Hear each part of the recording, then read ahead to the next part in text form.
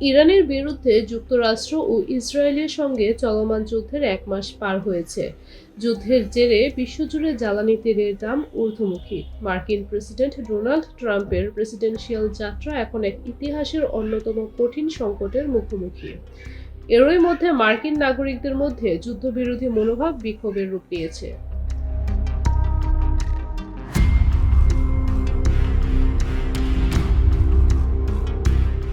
ট্রাম্পের সামনে এখন দুটি কঠিন বিকল্প। এক, ত্রুটিপূর্ণ হলেও একটি চুক্তির মাধ্যমে যুদ্ধ শেষ করা। দুই, সামরিক শক্তি বাড়িয়ে দীর্ঘমেয়াদী সংঘাতের ঝুঁকি নেওয়া, যা তার প্রেসিডেন্ট পদকে গ্রাস করতে পারে। ইরান কোনো নমনীয়তা দেখাচ্ছে না। তারা তেল ও গ্যাস সরবরাহ বন্ধ রেখেছে, ক্ষেপণাস্ত্র ও ড্রোন হামলা অব্যাহত রেখেছে। বিশ্লেষকরা বলছেন, এখন মূল প্রশ্ন, ট্রাম্প কি যুদ্ধ শেষ করবেন, না একে আরও বড় যুদ্ধে রূপ দেবেন।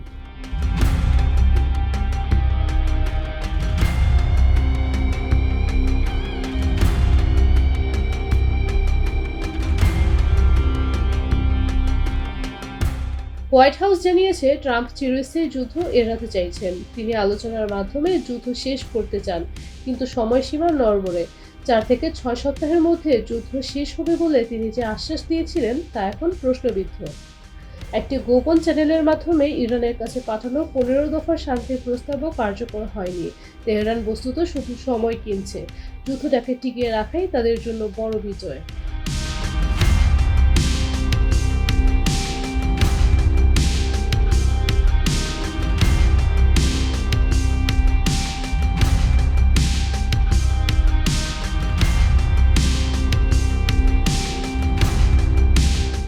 ট্রাম্প মধ্যপ্রাচ্যে আরও হাজার হাজার সেনা মোতায়েন করেছেন, হুমকি দিয়েছেন দাবি না মানলে স্থলবাহিনী নামিয়ে আক্রমণ বাড়ানো হবে। কিন্তু এতে যুক্তরাষ্ট্রের দীর্ঘমেয়াদী স্থলযুদ্ধে জড়িয়ে পড়ার ঝুঁকি বেড়ে গেছে, আর এতে ক্ষোভ বাড়ছে মার্কিনীদের। বিশেষজ্ঞরা বলেছেন, যুক্তরাষ্ট্র ইরানের সামরিক ও পারমাণবিক স্থাপনাগুলোর উপর বড় বিমান হামলা করতে পারে, তবে হরমুজ প্রণালীর পুরোপুরি নিয়ন্ত্রণ না ফেরা পর্যন্ত বিজয় দাবি ফাঁকা।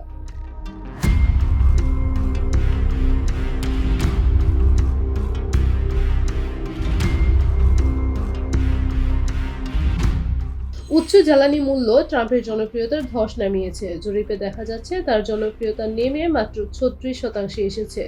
যদিও ধারণা করা হচ্ছে, আগামী নির্বাচনের আগে এই যুদ্ধ তার রাজনৈতিক প্রভাব বাড়িয়ে দিতে পারে। ট্রাম্পের সবচেয়ে বড় ভুল ছিল ইরানের পাল্টা আঘাতের ক্ষমতা বুঝতে না পারা। ইরান প্রতিপক্ষের চেয়ে বেশি সময় সহ্য করতে পারে বলে বাজি ধরেছে, আর এই দ্বন্দ্ব বৈশ্বিক অর্থনীতিতে বড় আঘাত দিয়েছে।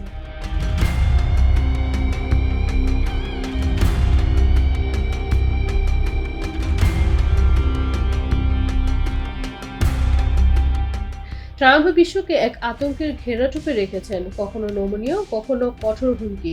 এখন তিনি একাই একটি ফগ অফ ওয়ার মেশিন। শত্রুকে বিভ্রান্ত করা এবং নিজের অবস্থান শক্ত করা তার মূল লক্ষ্য। ইরান যুদ্ধের ১ মাস প্রেসিডেন্ট ট্রাম্পের জন্য ইতিহাসের সবচেয়ে কঠিন পথ।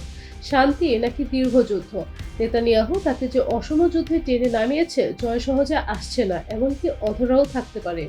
এদিকে গুরুত্বপূর্ণ সামুদ্রিক পথ হরমুজ প্রণালীর উপর নিজেদের পূর্ণ সার্বভৌমত্বের স্বীকৃতি চাইছে তেহরান।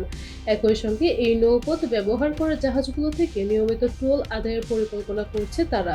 এতে বছরে কয়েকশো কোটি ডলার আয় হতে পারে। যুদ্ধ কি শেষ হবে নাকি আরও দীর্ঘ হবে? মন্তব্যে জানান।